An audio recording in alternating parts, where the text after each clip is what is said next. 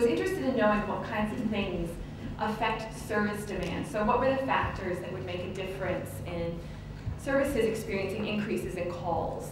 And at that time I thought, oh, I think there's some research out there about disasters and how that changes things. So I called up Deb and Claire. I knew they were doing work in this and said, well, you know, what's out there?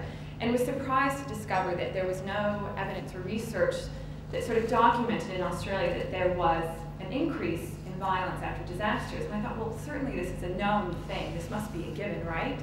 So then I looked into the international research and found that the question is quite a bit more complex than that, and there isn't a lot of research out there. So then I set out to find everything I possibly could that looked at this issue and try to synthesize that. And so I'm going to kind of walk you through that.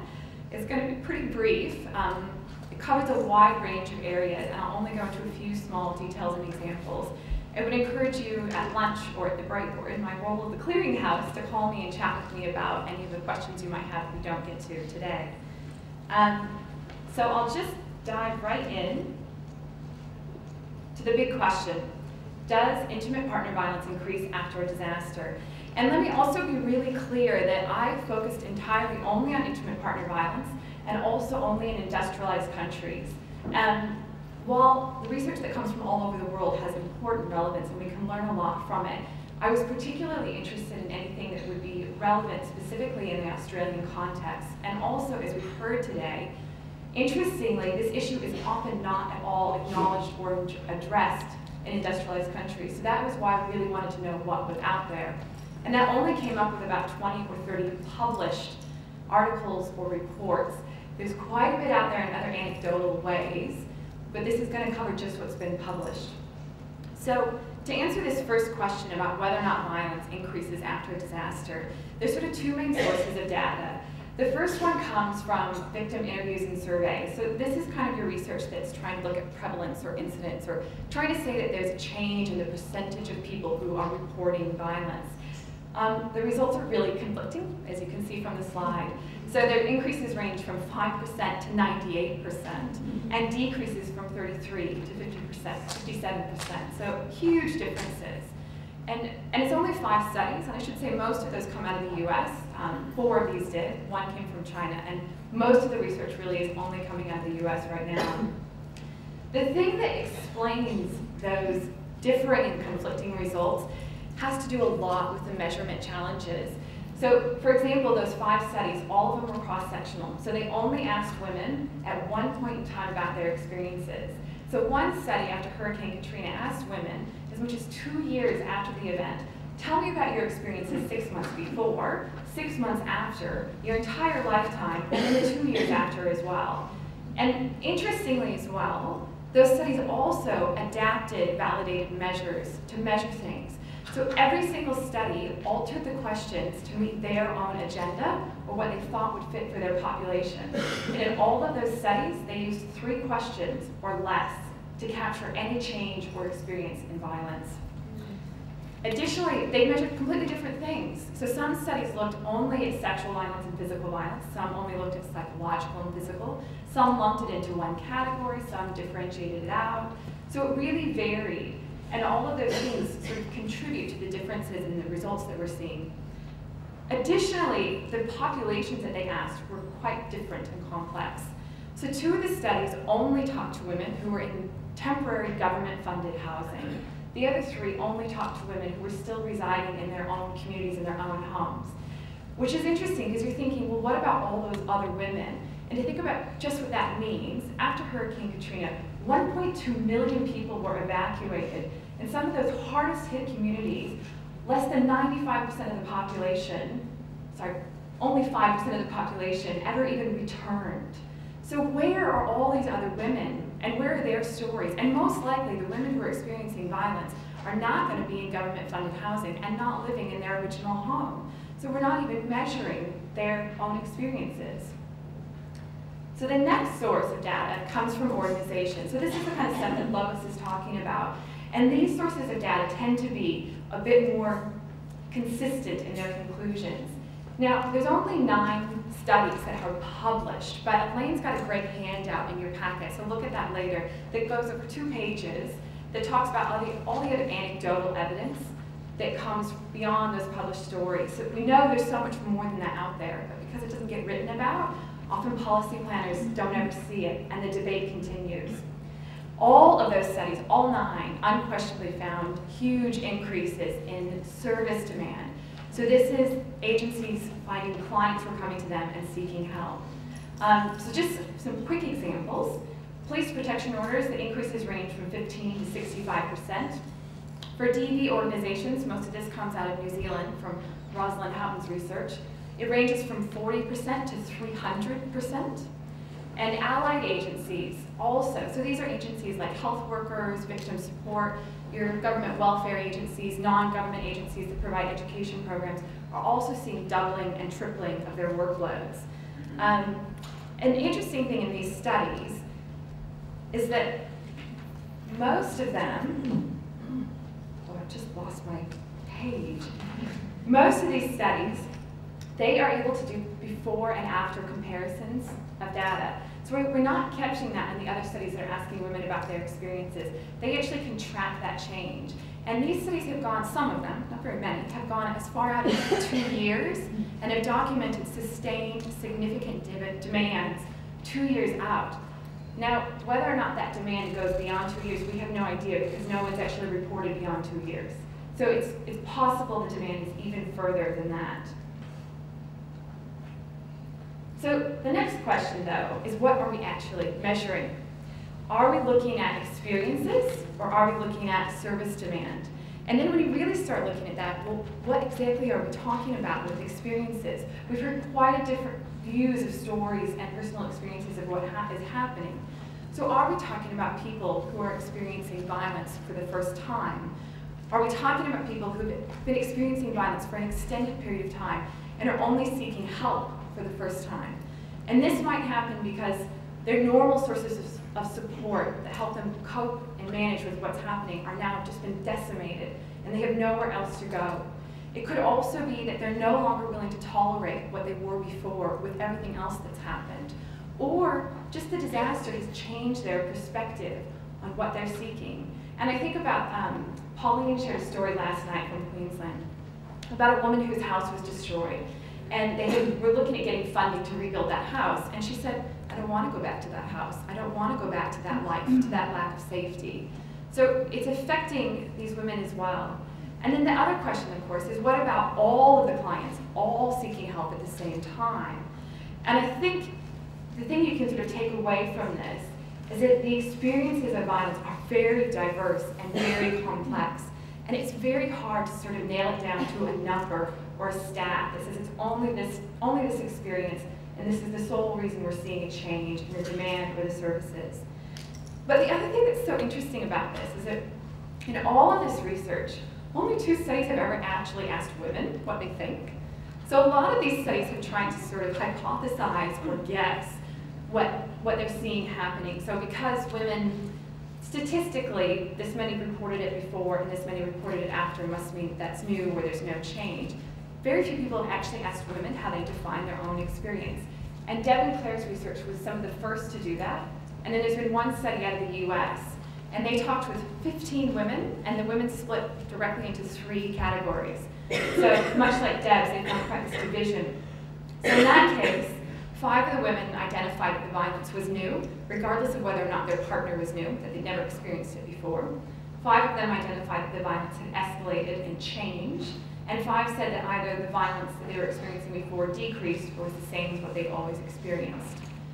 So I think it really raises this issue that we should be talking to women about their experiences. But another one of the really big questions that's often debated is what is the cause? If we're seeing this increase, why is this happening? And as policy planners, we really want to know what this is because then we think that that can help us plan our interventions in advance if we know what's happening. And often we'll hear this theory about the idea that it's this experience of increased stress and trauma that leads to violence. Now, there actually have been 3 studies that have tried to test out this theory. One of those studies did find among women that there was some relationship between the severity of the impact of the disaster and a few tactics on the conflict tactics scale. Although they asked women who had given birth 6 months after Katrina and were still living in the area and were postpartum. So possibly not the most generalizable population to ask about their experience of perpetrating violence at the time. The other two studies one's looked at men and women, and the other one's looked just at women.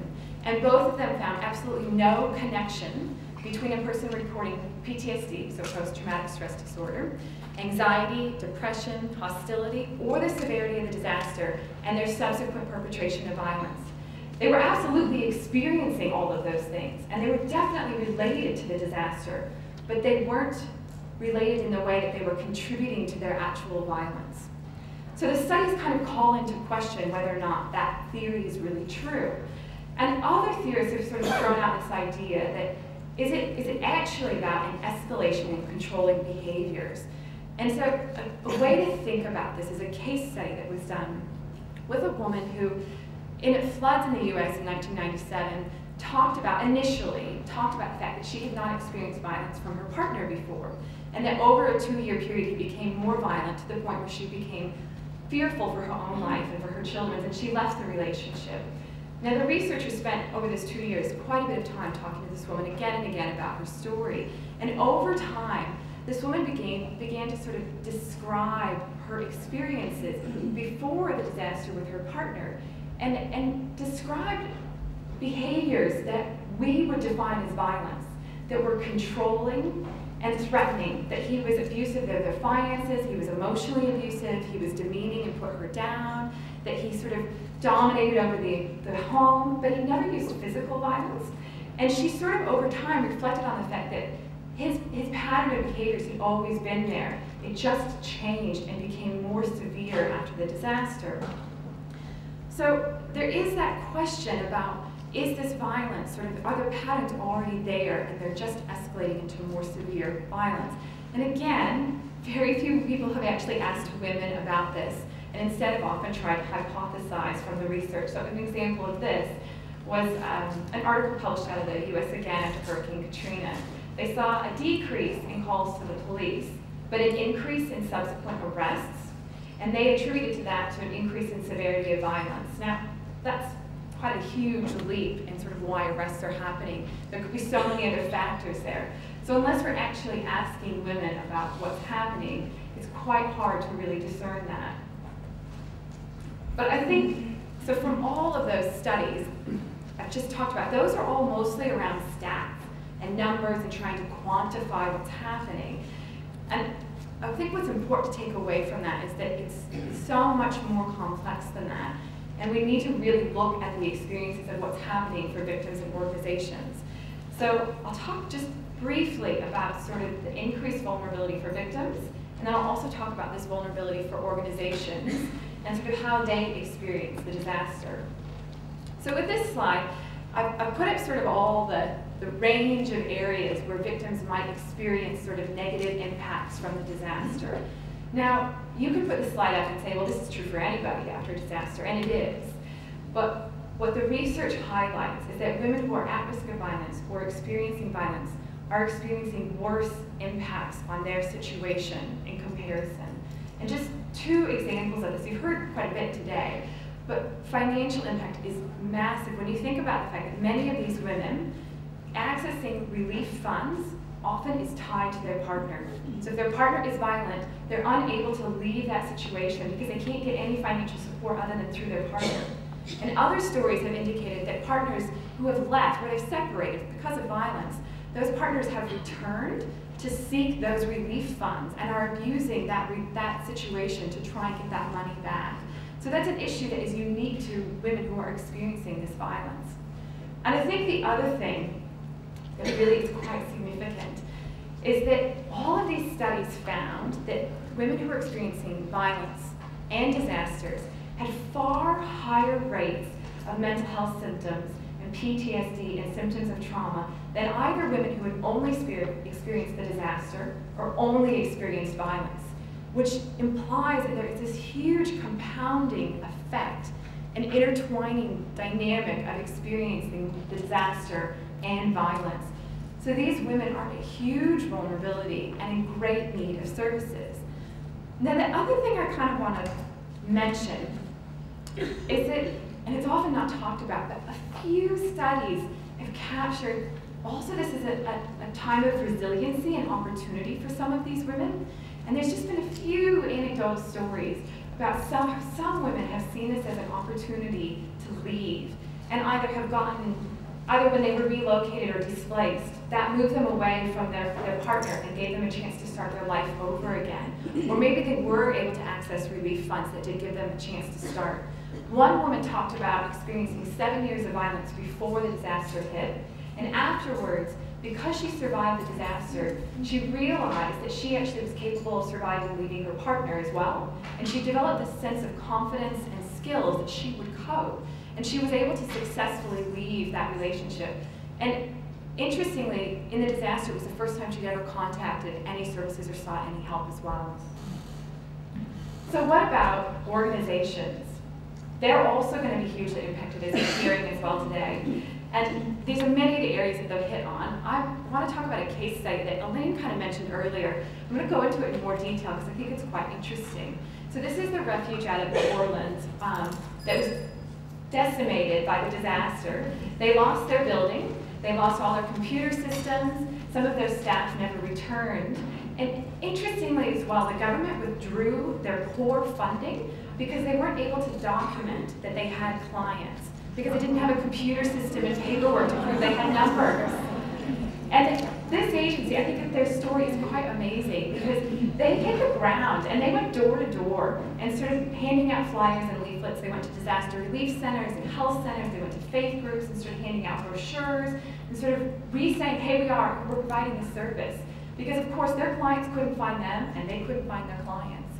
And eventually this agency, through really strong interagency relationships and partnerships, and also just this creative passion, was able to gain a new source of central government funding and set up a whole new model of service delivery. They restructured their mission and their whole hierarchy of working, and they've set up a one-stop family justice center through this new path of funding. So they're a great example of sort of the devastation that happens to organizations, but also the internal resources and assets that those organizations have. They're also coping and recovering in this time of disaster. So what about preparedness and planning? Not very many studies have actually looked at this, and I'm going to talk just about domestic violence organizations themselves. Really only Elaine's research from the late 90s and probably Rosalind Houghton's research from New Zealand, she's published a few articles, have really sort of looked at organizations and how well they're prepared. And what they're finding is that they're not adequately prepared, particularly for a catastrophic event. And they may be even excluded from general planning processes. But at the same time, these people are aware that this is an issue. Just as Lois was talking about after Rosalind's research, they know this is out there and it's a possibility. They're interested in taking action, but they need funding, they need support and training and expertise from people in the field.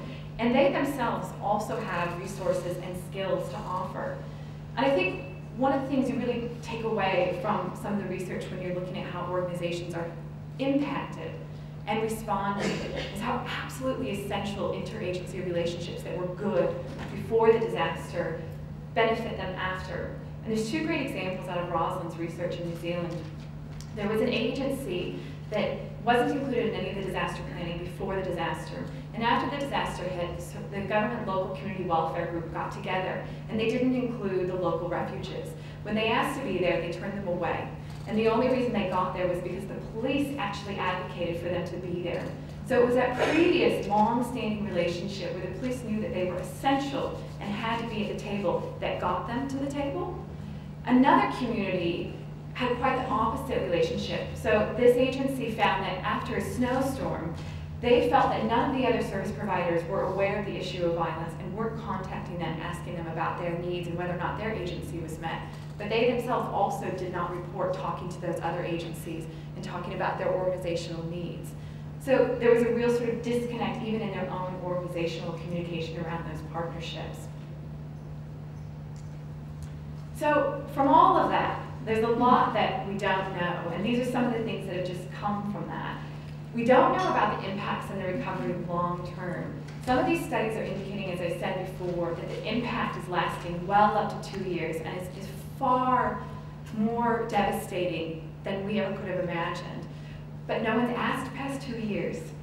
And not only that, no one is really talking particularly to these women about how they actually recover or how they cope with the situation. We're so caught up in trying to document that there's an increase that we're sort of missing this whole other picture of what happens. I think the other thing that's really quite disappointing to find in the research is that not a single one of those studies looked at culturally and linguistically diverse populations, indigenous communities, lesbian gay communities, older women, or disabled women. There might have been a reference to them that that population might be at increased risk, or that there were some concerns, or that maybe they thought they had an increase in clients from that community, but no one actually has ever asked any of those populations about their experiences. And the other thing I think is so interesting is that there are gazillions of recommendations and guidelines and toolkits that have been coming in the last few years across the board, but no one has actually asked the emergency sector about their perspectives. Deb and Claire were really the first researchers to try and sort of capture some sense of attitude or perception among workers, but we've done very little research that sort of says, we sort of say the emergency management sector needs to get involved, they should be engaging with our organizations, they should be looking out for these women, they should be serving them and meeting their needs, but no one has asked them if they're aware of these issues, what they think about it, what their understanding of violence is, what they think would be appropriate, how they would respond. So it's just a huge loss. And I would also say, the more we have these conversations, the more I think we realize what we don't know. And I would add 2 more dot points onto this just from sitting here today. We don't know a lot about men. I think only 2 studies have ever talked to men from the perspective of perpetration or victimization. Like, no one's really talking to men at all, and we're not even studying them. So we've got all these theories about what's happening, but sort of we're missing this other half of the equation. And the other thing that's really interesting is this complete lack of documentation about what works. Very few people are writing down what they're actually doing, and we know it's obviously happening, because there's definitely documentation that all these service providers are seeing an increase in demand, and they're meeting that demand, and they're offering more services, but no one's been talking about the things that they've done that have effectively worked, or how they've planned and that's actually benefited them. And I think that is absolutely essential as we keep driving forward. And I guess sort of 2 kind of points to leave you with that you take away from all of this research. For me, I wonder why we are still debating if there's an increase in violence. The first study published that documented this was in 1980, and at that point in time, over a year, they documented a 45% increase in police reports of domestic violence. It was 30 years ago, and we've continued to document it since. Why are we still debating about this issue? Why do we think that we need to worry about whether or not it's there? It's obviously there. We should be responding. And I think the other thing was sort of this great study that was done again in the late 90s that looked at 3 different communities and found that the 2 communities that did respond had agencies that were already working on violence and already had an awareness among their community. And the other community that didn't respond didn't really perceive that there was ever an issue in general around domestic violence. And at the end of the day, if we don't perceive domestic violence as an unmet need after a disaster, we will not respond to it. And it should be considered a basic human right that we should be able to live safely and free of violence. And it has to rank in that level of our planning. So I'll leave you with those 2 thoughts.